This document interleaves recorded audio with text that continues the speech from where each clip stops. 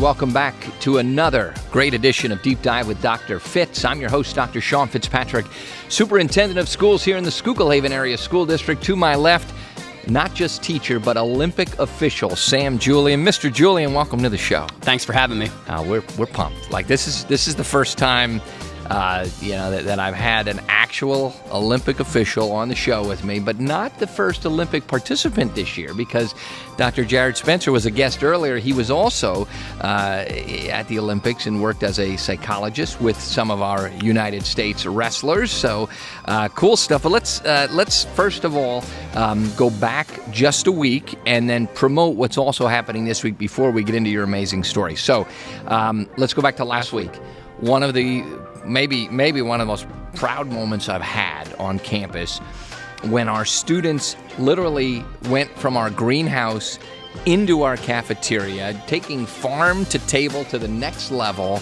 And I was there as they carried in trays and trays of fresh vegetables that we grew. Mrs. McDonald, thank you, down at the middle school with her students helping. And then Dr. Morgan, if she's even watching this, you should be so proud in retirement knowing the legacy you've left behind with the greenhouse. So did you happen to check that out? That was pretty I've seen cool. the greenhouse. Yeah, it's an awesome fixture now on campus, and it gives these kids a chance to learn and grow and try different things. Yeah. And the fact that it's going in our cafeterias now, it's pretty cool. And even the greenhouse was too small to contain our potential. So Roger Krause, who we love, Roger is on our outdoor maintenance team. He built these planter boxes, these gigantic exterior boxes that we were able to grow all kinds of vegetables in. So all those fresh vegetables, those students learned, that they can go right from that greenhouse into our cafeteria. One of the proudest moments I've had in a long, long time. But a close second was watching you on television this past year, and we'll get into the Olympics in just a second.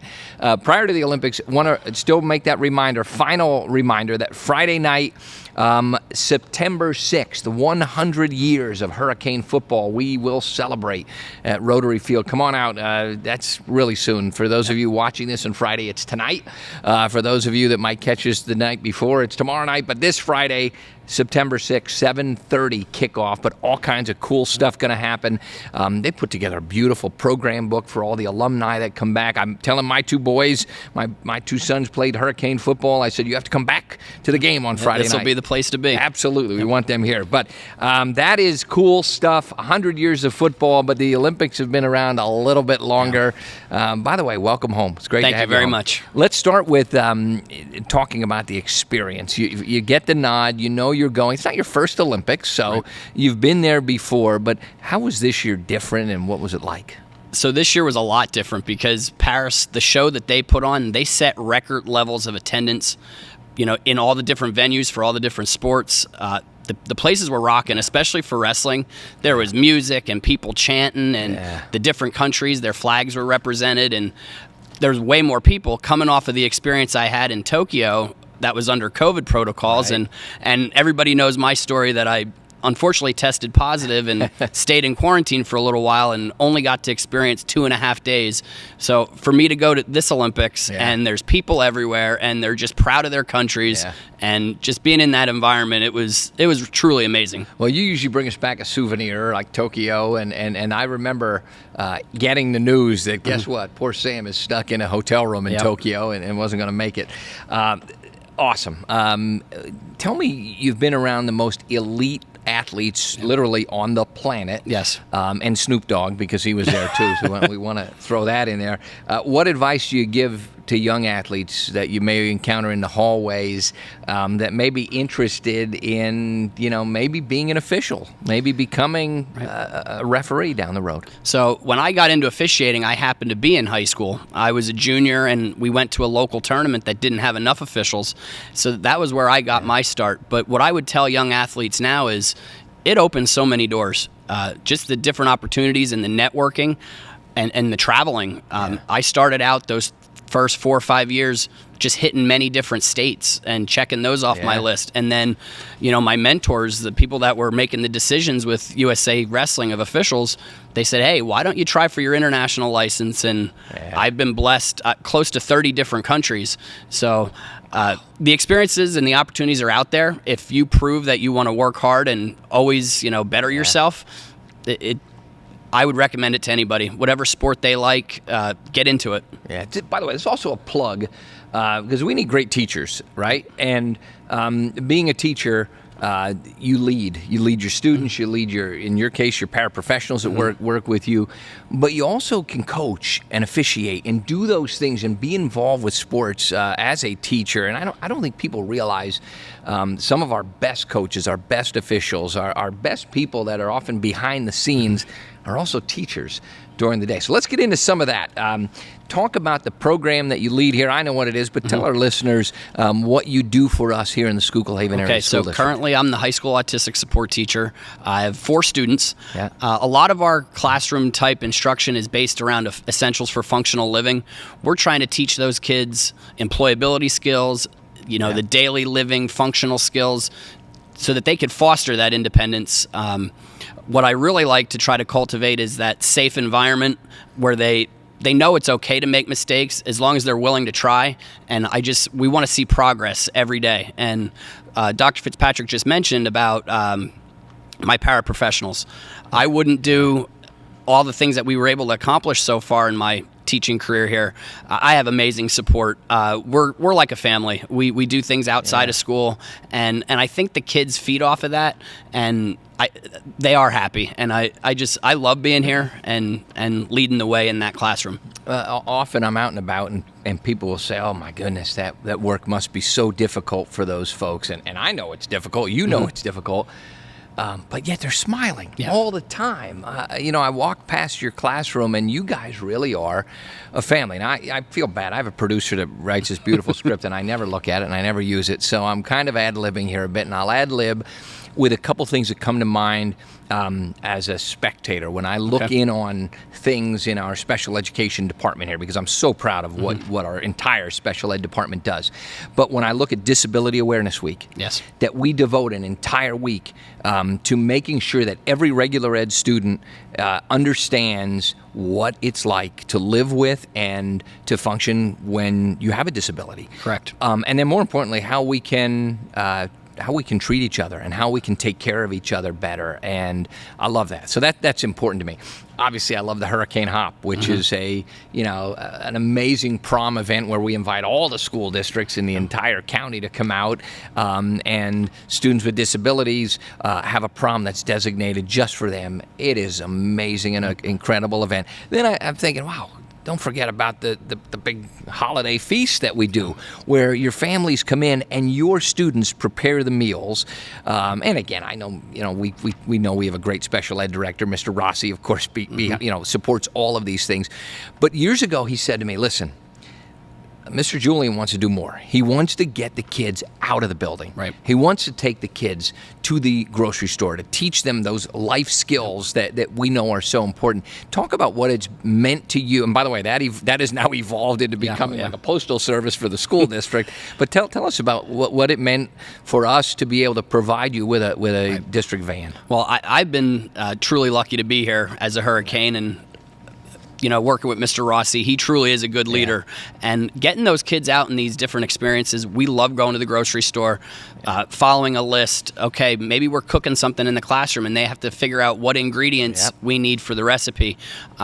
We also, another one of my favorite things is we help Porcupine Pat over at the Schuylkill County Fairgrounds, and we make sure that it's clean, and whether we're raking leaves or moving tables for Envirothon, whatever it may be, getting those kids out in the community and that sense of volunteerism, they're very proud of that. And I guess it was about a year or so ago, my students, along with Mrs. Steffen's students, we won an award for Schuylkill County. We were the Youth Conservationists of the Year for our county, and there was a awards dinner over in Pine Grove, and that was great. One of our previous students was there to accept the award on our behalf, and we were there with him, and that was an exciting night. So with the grocery shopping, we go on a lot of community-based trips, whether they're learning work skills, or maybe they're leisure based, but we're trying to show them, okay, we might have to wait in a line, or if we're in a restaurant, this is how you order from a menu, all those different things. The mail delivery,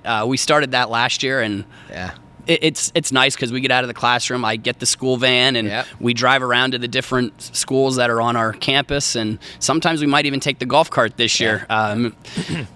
So we enjoy that, and the kids like to go back and see some of their friends and their previous teachers in the elementary and middle school, and it just keeps them out there active, they're socializing, and they're feeling valued. So I've got a son that's he's in college, and he says, Dad, I think I want to be a teacher, and I think I really like special ed. I really would like to work in special education. I know he spent some time in your classroom when he was here as a student. What advice you give to kids that are saying, I'm not sure I can do this? Obviously, it's hard work, and it's a kind of work that drains you. And I don't think people realize. We often think that by the end of a workday, to truly be tired, you have to work a physical job, or you have to dig ditches, or work a job with manual labor, and nothing could be further from the truth. The kind of work that you're doing is exhausting because it's emotionally exhausting. But what do you tell that kid that says, I think this might be right for me? What gets you up in the morning and inspires you to come here? As a student, when I was in junior high, I had my first experience helping special needs classrooms, and I knew right then and there that was my calling. And as you mentioned, it is challenging. You deal with behaviors sometimes during the day, and other things that may come out of the blue. But I always tell myself that the kids need you, and it is rewarding when they're smiling, and then they're successful on whether it's a workstation that they've been trying to master, or just reading, or maybe some math, or just we're out in the community and they know how much money to pay for something, and watching them smile and feel like I did it. That's what keeps me going. I see you guys at Burrow Days, and I know that it's important, to build those relationships outside of school. But I think the biggest difference in the work that you do versus the work that maybe a biology or a chemistry or a math or a strictly social studies teacher may do is that you have a almost daily interaction with a parent. Yes. And that's the piece of the puzzle that I think makes our special education department just a tick more special than others, because Mr. Rossi insists on it, that we're going to have a relationship with a parent. We're going to understand how difficult it is to be a parent, let alone to be a parent of a student that has a disability and has more, regular appointments and doctor visits and things of that sort. But talk about the parent relationships that you've built over the years, because I think that's really cool when they all come into our classroom. Well, we love the holiday meal. Mrs. Stefan and I, we definitely have a lot of fun preparing that, and the kids are so excited that their family's coming. I'm excited for and it they every get to see, okay, they help decorate, they help plan the meal, they plan the menu, all that stuff, and everybody chips in, and it's very festive, and we like when the administrators come, and we also extend the invite to their teachers that, maybe their art teacher, their phys ed teacher, and it's just a really, really cool day. But with the parents, what I find important is that daily communication, whether it's we have communication notebooks or just a simple text message. So all the parents have my phone number, and they know, there's been times where things happen on the weekends, or they just need some advice. They know that I'm going to pick up the phone, and I'm there to help them out. So I think the other thing that maybe the average listener doesn't realize is that the job of a special education teacher differs in several ways that we've already spoken about, but we also oftentimes are here in the summer, extended school year. And then that age of 21 that's now become 22, we're with these young men and women through early adulthood, really. It's not 18, 19 and they graduate. There's often times that we will have a student that will stay with us until their 21st, or in this case, the recent legislation, their 22nd birthday. Does that change things? It does, because you have them every day, and you build those relationships not only with the kid but with their families. One of my favorite students, and I know you're not supposed to have favorites, but she aged out. But Mr. Rossi and I got to go and visit yesterday, and she's in an adult program, and she's really enjoying that. And to see her in a different atmosphere and that she's still being successful, that made Mr. Rossi and I very proud. Love it. Love it. Folks, we're talking with Mr. Sam Julian. Sam is our autistic support teacher in our high school. We originally had this interview scheduled to talk about his role in the Paris Olympics. By the way, what was the best food you ate over there in Paris? So the best food that I ate over there had to be, and I'm not really a pizza person, but I will say that was probably the best thing I had, ironically. The pasta dishes were good. Also, I had a burger the one night, random. One of my high school teammates, Matt Feast, who was a very accomplished wrestler, two-time NCAA All-American, he shot me a text, and he's like, hey, I just saw you got done refereeing. And I'm like, oh, were you watching on TV? He was like, no, I'm here in the stands. I just jumped on a plane, and I'm here. Would you guys like to go out tonight? And so he treated myself and the two other American officials, and we sat on a corner in Europe and had burger and fries. So it was really cool. Good stuff. So we started this interview supposedly talking about him as an Olympic official, but I think the work that you're doing across our entire special education department, the work that all of you are doing, is just incredible, and I want people to know it. I want people to hear right from the horse's mouth the good stuff that's happening. And I did have a script. I didn't do a very good job, obviously, following this, but this has been a great interview. Thank you very much. Yeah, informative. Very informative for me, too, because every time I turn around, there's a new idea. There's a new thing happening in the program, and I love it. So and that's the other thing, too. Like, we just got to take a chance, and if it works, it works. If not, then we just roll with the punches and try something different. Good stuff. Thank you very much. Don't forget, 100th anniversary of Hurricane football, Friday, September 6th, 7:30 kickoff. It's the last 7:30 kickoff. They'll shift back to 7 p.m. from here on out. But get on out here, support 100 years of Hurricane football, marching band, cheerleaders. Everybody's going to be here. It's going to be a great night, Friday night, the 6th of September. Mr. Julian, thank you so much for your time. Thanks for having me. Best of luck to the football team tomorrow night. Appreciate it. Make sure to like and share this podcast. Subscribe to our YouTube channel, Schuylkill Haven Hurricanes Media. Be sure to check us out on Spotify. Search up Deep Dive with Dr. Fitz on Spotify. I'm your host, Dr. Sean Fitzpatrick, on behalf of the Schuylkill Haven Area School District, where quality indoors. Remember, make the positives so loud that the negatives are almost impossible to hear.